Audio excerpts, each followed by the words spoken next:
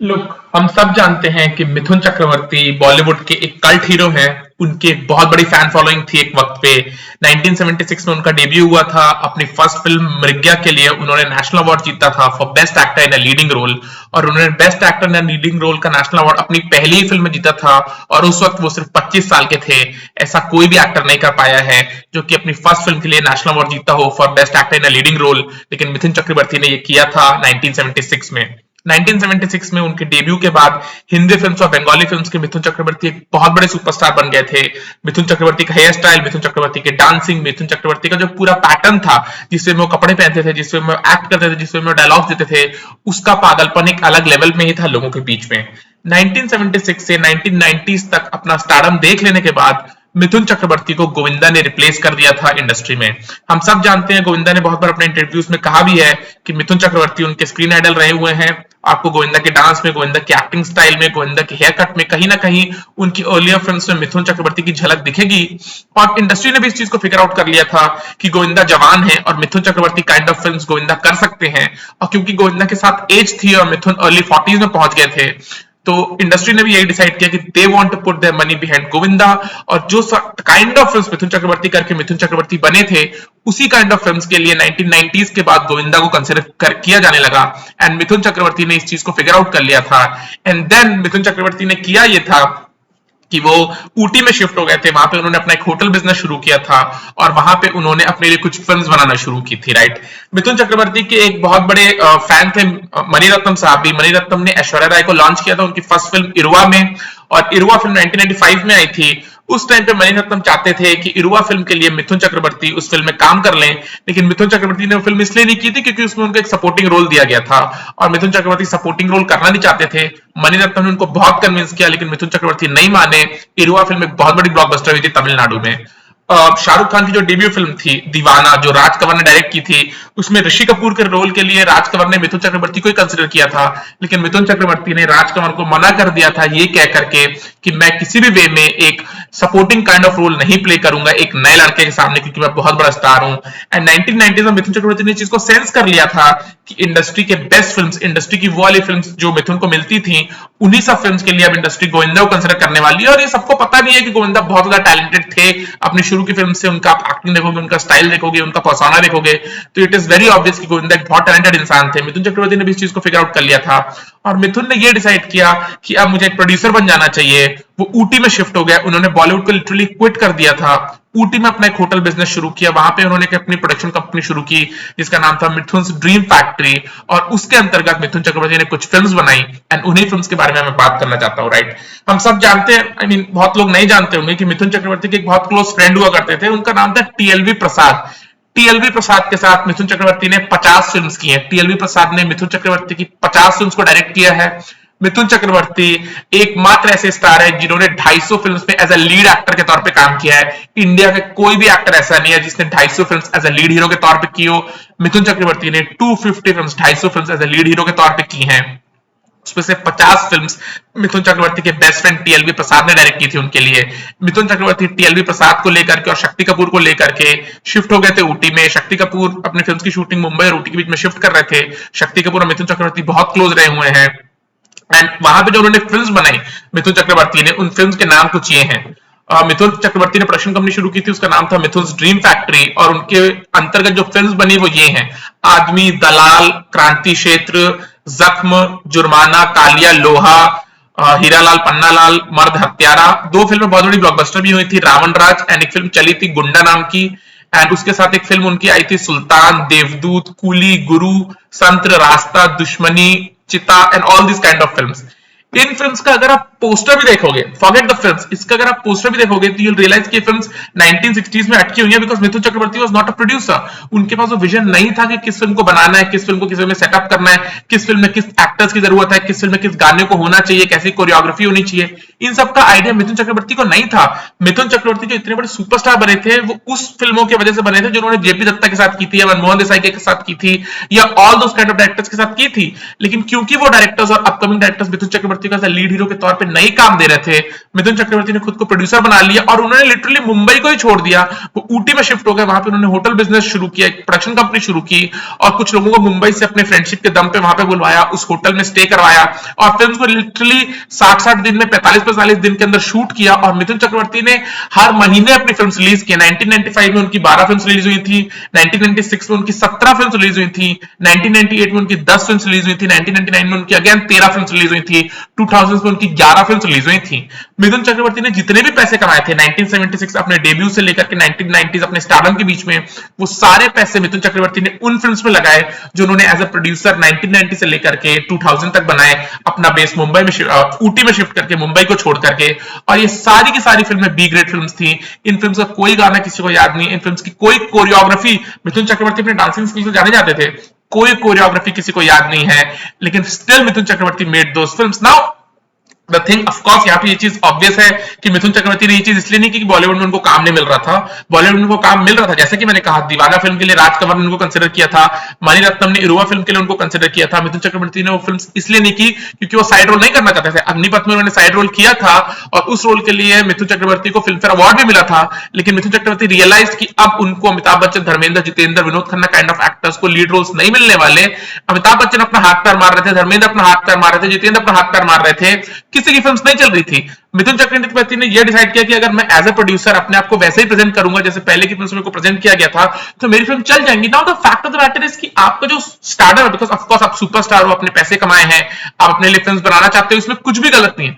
The fact of the matter is कि जो films हैं जो मिथुन चक्रवर्ती ने बनाई मिथुन ड्रीम फैक्ट्री के अंतर्गत, फिल्म का पोस्टर देख के समझ में आता है कि audiences will not come to the theatres to watch your film, right. और बॉक्स ऑफिस पे जो आप पैसे कमा रहे हो, that's directly proportional to your superstar, right. Box office पे आपकी फिल्म जितना ज्यादा कमा रही है उतने बड़े आप सुपरस्टार हो। हमेशा से ऐसा रहा है, right. Through out the movie making world यही है ना, चाहे अमेरिका चले जाओ, वियतनाम चले जाओ, कैम्बोडिया चले जाओ, इंडिया चले जाओ, पाकिस्तान चले जाओ, यूके चले जाओ, जो भी फिल्म जहां पे भी बन रही है, जो भी वहां के सुपरस्टार्स है, वो इसी बेसिस पे ना कि उनकी फिल्म बॉक्स ऑफिस पे कितना कमा रही है। अगर आपकी फिल्म बॉक्स ऑफिस पे बहुत कमा रही है, आप सुपरस्टार हो, नहीं कमा रही है, आप सुपरस्टार नहीं हो। मिथुन की जितनी भी फिल्म्स आई 1990 से लेकर के 2001 तक, वो सारी की सारी फिल्म्स फ्लॉप हुई। सिर्फ 2 फिल्म्स उनकी चली थी, एक रावण राज और एक गुंडा नाम की, उसके अलावा उनकी सारी फिल्म्स फ्लॉप हुई थी। Still Mithun Chakraborty made those films, still Mithun Chakraborty kept on making those films.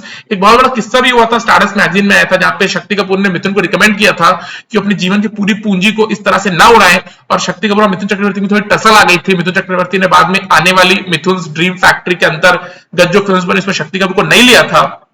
But you've got to realize the narcissism that lead heroes have, right? The narcissism that lead heroes have. Look, lead heroes को पता है कि उनकी power क्या होती है, right? Films कैसे भी बने, लेकिन अगर लीड हीरो अपने चरम पे है और सर्टेन वे में उसको प्रेजेंट किया गया है, अगर उन इमेजेस को उस वे में कैप्चर किया गया है जिसके बेसिस पे ऑडियंसेस थिएटर में आएगी, तो आपकी फिल्म कहीं ना कहीं इकोनॉमिक्स वाइज चल जाती है, right? कहीं ना कहीं पैसे बना लेती है, कहीं ना कहीं कम लॉसेस होते हैं।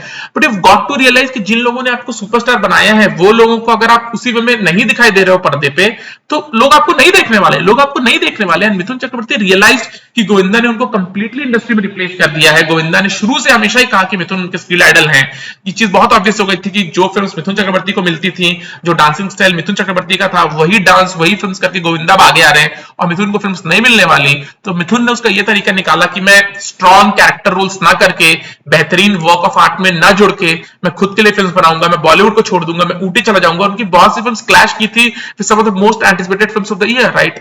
And I personally cannot figure out कि लोग ऐसा क्यों करते, लोग ऐसा क्यों करते। आप इतने बड़े सुपरस्टार रहे हो, आपका एक्टिंग स्टाइल, आपका डांसिंग स्टाइल, आपका हेयर कट जो है वो लोगों के सर चढ़ के बोला है। जितेंद्र के लिए नहीं हुआ था, जितेंद्र का कोई हेयर कट बहुत बड़ा फेमस नहीं हुआ था, विनोद खन्ना का हेयर कट कोई बहुत बड़ा फेमस कभी नहीं हुआ था, राइट। लेकिन मिथुन चक्रवर्ती के लिए हुआ था। मिथुन चक्रवर्ती की जो डांसिंग स्टाइल थी, Mithun Chakraborty kind of dialogue बाजी लोगों के सर चढ़ के बोली थी।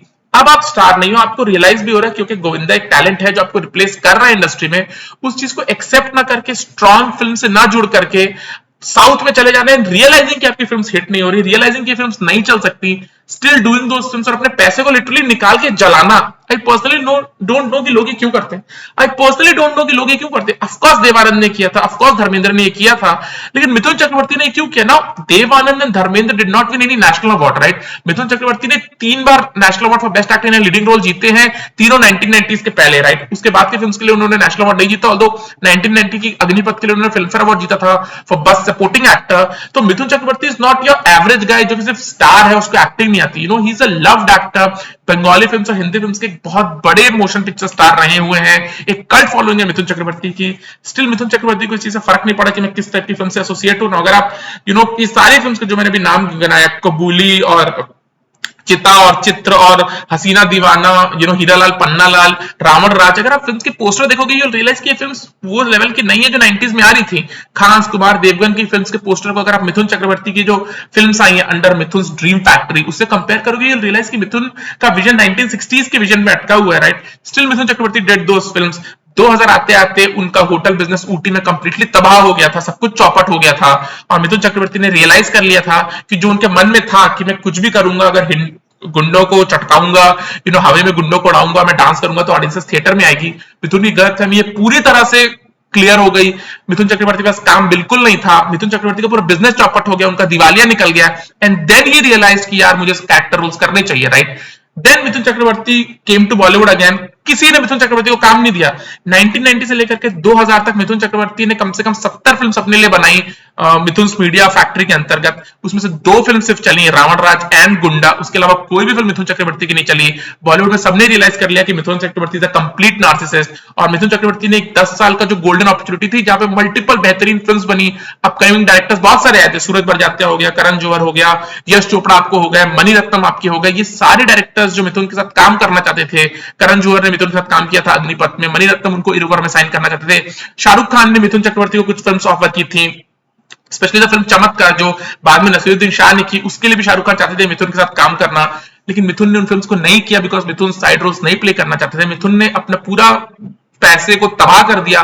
देन ही केम टू बॉलीवुड। बॉलीवुड ने रियलाइज कर लिया कि ही इज अ नार्सिसिस्ट, और मिथुन का बॉडी ऑफ वर्क अटका हुआ था 1960s में, वो बी ग्रेड फिल्म्स कर रहे थे। किसी ने मिथुन को काम नहीं दिया, किसी ने मिथुन को काम नहीं दिया। मिथुन चक्रवर्ती ने बहुत कोशिशें की 2000, 2001, 2, 3, 4, 5 में हिंदी फिल्म्स करने की। उन्होंने यहां वहां 1-2 हिंदी फिल्म्स की, किसी ने मिथुन चक्रवर्ती को काम नहीं दिया। बट मिथुन चक्रवर्ती वो स्मार्ट, वो बंगाली फिल्म में चले गए। बंगाल के ही हैं मिथुन चक्रवर्ती, बंगाल के ही हैं, वी ऑल नो, वहीं पे बॉर्न ब्रॉट अप हुए हैं, वहां पे उनको काम मिला, उन्होंने strong character roles Bengali films में किए।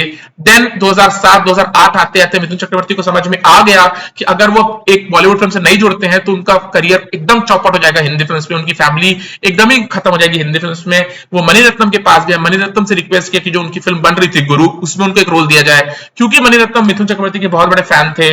इरुवर फिल्म उन्होंने उनको ऑफर की थी, मिथुन ने नहीं किया था। स्टिल मणि रत्नम ने उनको फिल्म दी गुरु। मणि रत्नम में की फिल्म में मिथुन चक्रवर्ती को बहुत पसंद किया गया। एंड देन बॉलीवुड ने मिथुन चक्रवर्ती के जो फैंस थे, अक्षय कुमार, सलमान खान काइंड ऑफ लोग, उन्होंने अपनी फिल्म में मिथुन चक्रवर्ती को एज अ कैरेक्टर एक्टर के तौर पे लेना शुरू किया। गुरु के बाद उनको युवराज फिल्म मिली, ओम शांति ओम में उन्होंने हल्का सा कैमियो किया बिकॉज शाहरुख भी चाहते थे चमत्कार फिल्म में वो नसीरुद्दीन शाह के कैरेक्टर में हो। शाहरुख ने उनको ओम शांति ओम में वो हल्का सा 20 सेकंड के लिए वो डांस करने के लिए दिया। देन अक्षय कुमार के साथ चांदनी चौक टू चाइना हो, चाहे अजय देवगन के साथ गोलमाल 3 हो, हाउसफुल 2 हो, oh my god kind of films करके मिथुन चक्रवर्ती आगे बढ़ते चले गए। Entertainment kind of films Akshay Kumar के साथ मिथुन चक्रवर्ती ने की।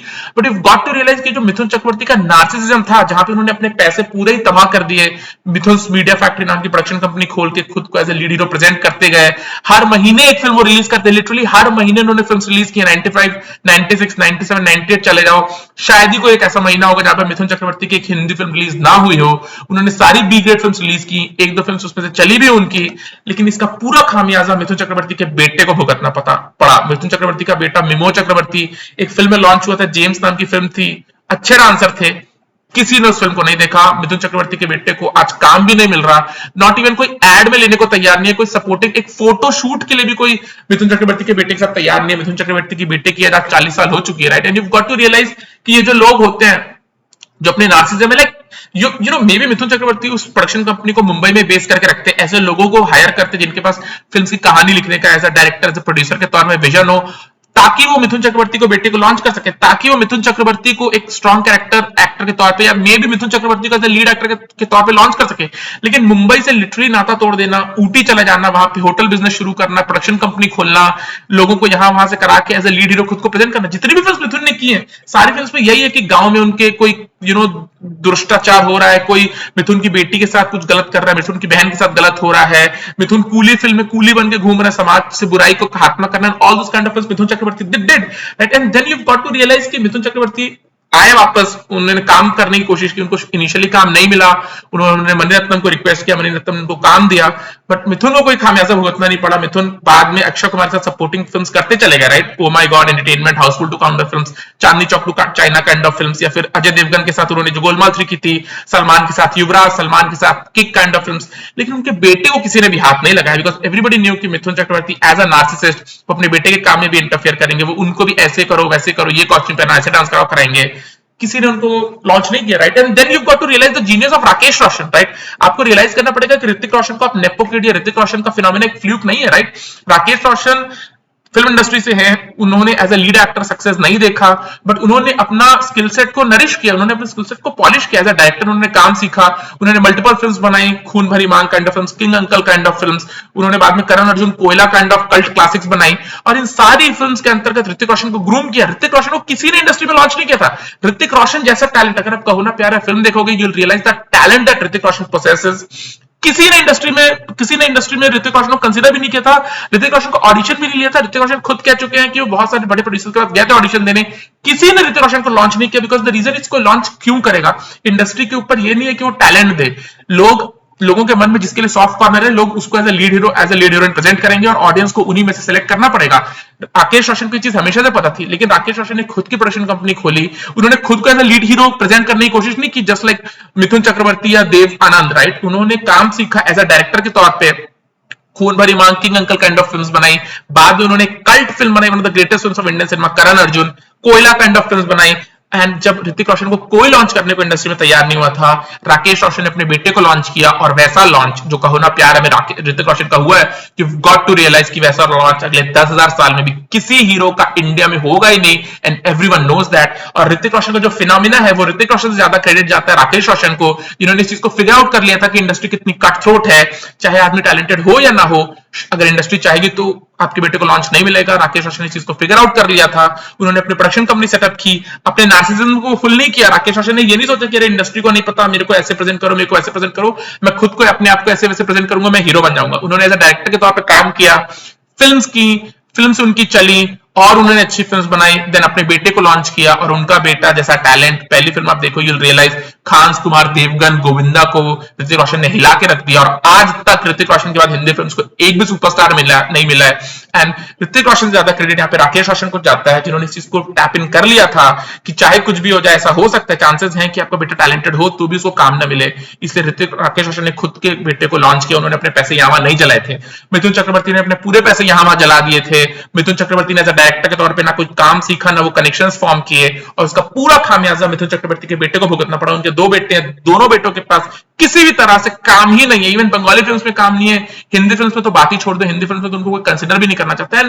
I literally can't figure out कि लोग ऐसा क्यों करते हैं, I literally can't figure out कि लोग ऐसा क्यों करते हैं, राइट। ऑफ कोर्स उस लेवल का प्रेम जब आपको ऑडियंस से मिलता है, जब आपके बेसिस पे लोग अपना हेयर कट करते हैं, आपके नाम पे लोग अपने बच्चों का नाम रखवाते हैं, आपको देख करके लोग पागल हो जाते हैं, लड़कियां लिटरली आपको आपका नाम गुदवा लेती हैं, अपने हाथ काट लेती हैं आपको लेकर के, इतना लव करती हैं वो आपको, तो ऑफ कोर्स वो चीज आपके दिमाग में घुस जाती है, राइट, कि यू नो मैं ही भगवान हूं, राइट, वो चीज होती है।